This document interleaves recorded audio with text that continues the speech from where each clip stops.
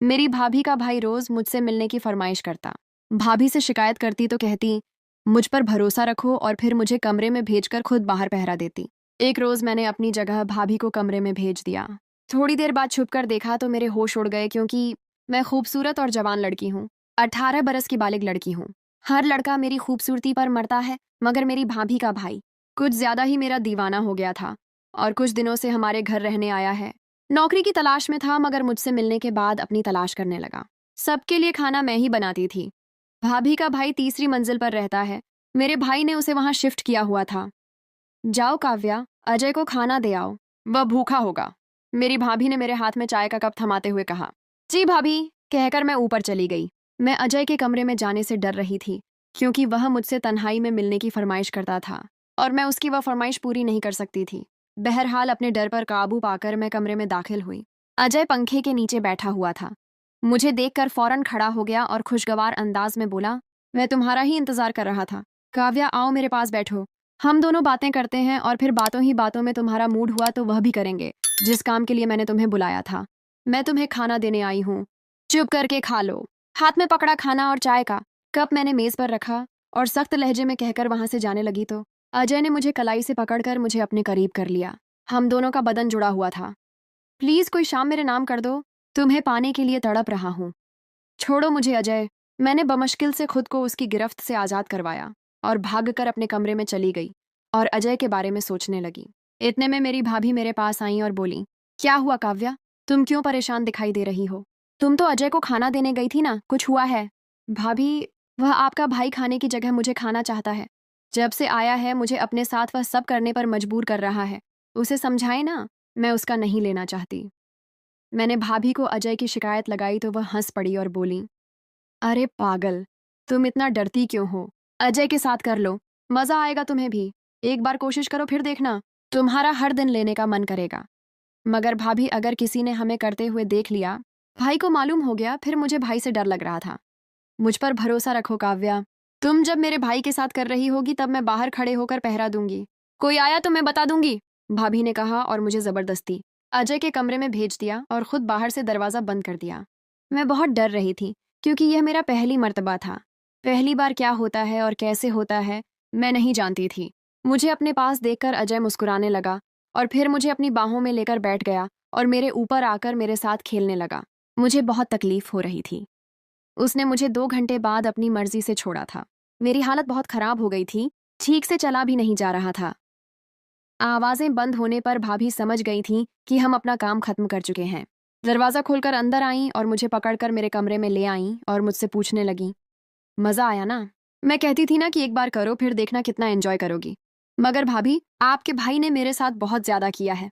मुझे बहुत तकलीफ हो रही है। अब मैं दोबारा नहीं करूंगी। मैंने भाभी को दोबारा करने से मना कर दिया। मुझे ये बताओ, तुम्हें मजा आया या नहीं? भाभी ने सवाल किया। हाँ, मुझे मजा आया था, सच बताते हुए कहा। तो फिर मसला क्या है? जब मजा आया तो फिर हर दिन करो और मजे लो। कल फिर तैयार रहना, भाभी ने कहा और वहां से चली गई। मैं सोचने लगी, आखिर भाभी ऐसा क्यों कर रही हैं?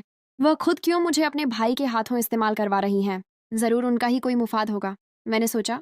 मैं दिल ही दिल में पछता रही थी कि क्यों भाभी की बात मानकर वह किया। मैं थक गई थी, इसलिए सो गई। जब पानी पीने उठी तो देखा अजय ने मोबाइल पर वीडियो भेजी थी।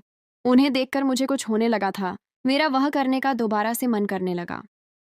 मैं खुद पर काबू न पा सकी और अजय के कमरे में चली गई। रात के 2 बजे अपनी भाभी को चोरों की तरह भाई के कमरे से निकलते हुए देखकर मुझे शक होने लगा कि कहीं वह दोनों छुप छुप कर मुझे देख तो नहीं रहे थे।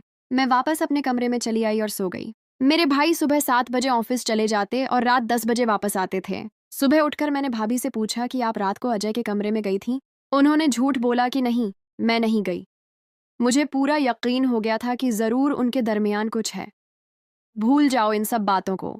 ये बताओ, रात के वक्त करोगी कि दिन के वक्त? मैं तो कहती हूँ दिन के वक्त कर लो, गर्मी में और ज्यादा पसीना बाहर आएगा। भाभी ने बात घुमा दी और मुझसे पूछने लगी कि मैं कब उनके भाई के साथ करूंगी। दिन में कर लेते हैं। रात को आपके भाई ने वीडियो भेजी थी तो मैं गर्म हो गई थी। मैंने शर्माते हुए कहा तो वह हंस पड़ी और बोली, अच्छा ठीक है, तुम अपने कमरे में जाओ, मैं उसे भेजती हूँ, आज तुम्हारे कमरे में करेगा। मैं अपने कमरे में चली गई। कुछ देर बाद अजय भी आ गया। फिर हम दोनों के बीच वह शुरू होने वाला था जब मैंने उससे पूछा कि वह सिर्फ मेरे साथ ही क्यों करता है, और भी लड़कियां हैं उनके साथ क्यों नहीं करता, वह कहने लगा, तुम में मुझे कुछ खास नजर आता था, इसलिए तुम्हारा पीछे वाला हिस्सा ज्यादा बड़ा है। मुझे यह बहुत अच्छा लगता है, इसलिए मैं करने के लिए तड़प रहा हूँ। उस दिन पीछे से काम नहीं किया था, आज पीछे वाला हिस्सा भी पूरा करेंगे। नहीं, मैं वह हिस्सा नहीं दूंगी। मुझे भाभी ने बताया था कि वहां करने से बहुत ज्यादा दर्द होता है, इसलिए वह भूल जाओ, मैंने डरते हुए कहा। मगर वह नहीं माना। वह अपनी मर्जी करते हुए पिछले हिस्से से काम शुरू कर दिया। मैंने भाभी को आवाजें देना शुरू कर दी कि वह मुझे इस जुल्म से बचा लें, मगर उन्होंने मेरी एक न सुनी। आज 4 घंटों बाद उसने मुझे छोड़ा। मेरी हालत बहुत खराब थी। मैंने सोचा था कि आज के बाद अजय को नहीं दूंगी। अजय के जाने के बाद भाभी कमरे में आई और कहने लगी, देखी मेरे भाई की जवानी। भाभी, हम सिर्फ दिन में ही क्यों करते हैं, रात के समय क्यों नहीं करते? सब लोग तो रात में करते हैं ना, मैंने पूछा। मेरे सवाल पर वह परेशान हो गई। मैं दोबारा बोली, मुझे तो लगता है अजय रात में किसी और के साथ करता है। नहीं नहीं, ऐसा कुछ नहीं है, अब रात में कर लेना, कौन सी बड़ी बात है।